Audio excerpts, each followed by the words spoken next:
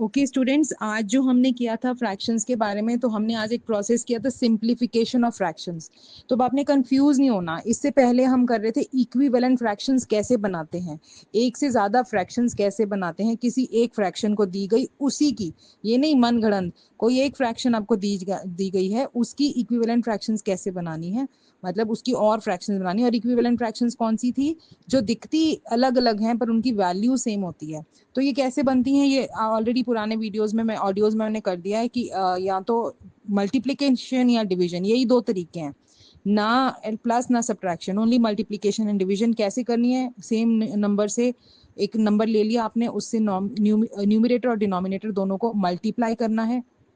या डिवाइड करना है। मल्टीप्लाई में फर्क क्या है, मल्टीप्लाई में अनगिनत बनेगी, आप किसी भी नंबर के साथ,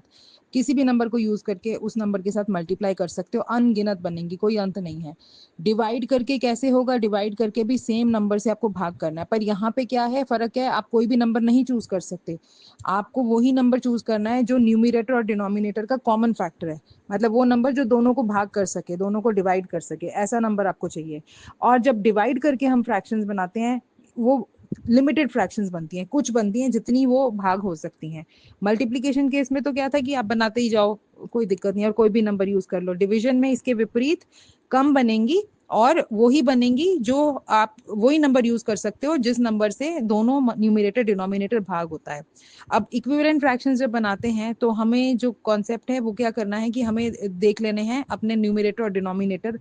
और उनको दो से, तो अगर दोनों इवन है तो हर नंबर भाग हो जाता है। या आपको टेबल्स की समझ ज्यादा है तो फिर आप ये देख सकते हो, न्यूमिरेटर को देख के आप बता सकते हो, या डिनोमिनेटर जो भी नंबर छोटा है दोनों में से, सपोज अगर मैंने बोला 7/21, तो आप 7 को देखो और 7 के टेबल में 21 आता है, तो आप ये देखो आता है, तो आप 1/3, ये आपका आंसर होगा। इसके बाद ये फ्रैक्शन 1/3 यूनिट फ्रैक्शन है, सबसे छोटी है, इससे ज्यादा ये भाग नहीं हो सकती क्योंकि दोनों का कॉमन फैक्टर 1 आ चुका है। 7/21 में हम और देख लेते हैं कि 7 और किसी से भाग होता है। ये ध्यान रखना है कि डिवाइड जब होगा तो अपने से छोटे से होगा, तो दोनों में से जो छोटा नंबर है ना, यहाँ पे न्यूमिरेटर छोटा है, 7 है, 7 से छोटे वाले ही कोई टेबल आपको देखने हैं, उससे बड़ा नहीं। आपको ये नहीं देखना कि 8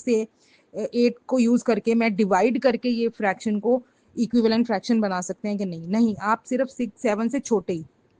6 में देख सकते हैं, 5 में, 4 में, 3 में, 2 में, बट हमें पता है कि 7 प्राइम नंबर है, वो इससे किसी भी छोटे नंबर से भाग नहीं होता, तो इसका मतलब इसकी और इक्विवेलेंट फ्रैक्शन पॉसिबल नहीं है।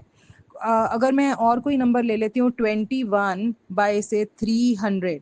तो अगर मैंने ये वाला लिया, अब इसमें मैं देख सकती हूँ कि 21 के टेबल में, अगर मेरी मैथ स्ट्रॉन्ग है तो 21 के टेबल में 300 आता है। अगर तो कोई इस चीज को कर सकता है कर ले, वरना मैं मेरे अकॉर्डिंग में 21 के फैक्टर्स 21 से छोटे छोटे कौन से हैं। 21 जो है 7 के टेबल में आता है, 3 के टेबल में आता है, तो लेकिन 21 7 के टेबल में आता है, पर 300 जो है वो 7 से डिवाइड नहीं हो पाता,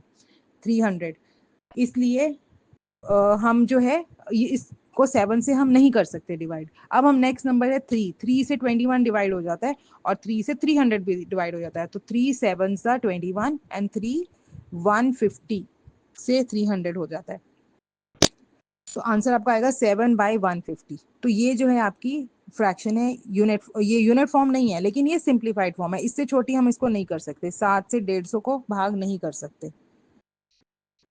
7 से 150 को आप नहीं डिवाइड कर सकते, दैट मीन्स अब ये और छोटी नहीं हो सकती। अगर अब हमारे पास कोई भी फ्रैक्शंस हैं, तो जो मैंने बोला, अगर आपको सपोज 12/24, तो यहाँ पे हमें पता है 12 की टेबल में 24 आता है, तो सीधी एक फ्रैक्शन तो वही बन जाती है, 12 1 12, 12 2 24। इक्विवेलेंट फ्रैक्शंस बनानी है तो हमें और देखनी है कितनी बनेंगी, तो सब 12 से छोटी होंगी क्योंकि 12 छोटा नंबर है दोनों में से। तो 11 के टेबल में, 10 के टेबल में, आपके 9 में, 8 में, 7 में, 6 में, किसी में भी आप चेक कर सकते हो, और आपको पता होगा किस किस टेबल में 12 आता है।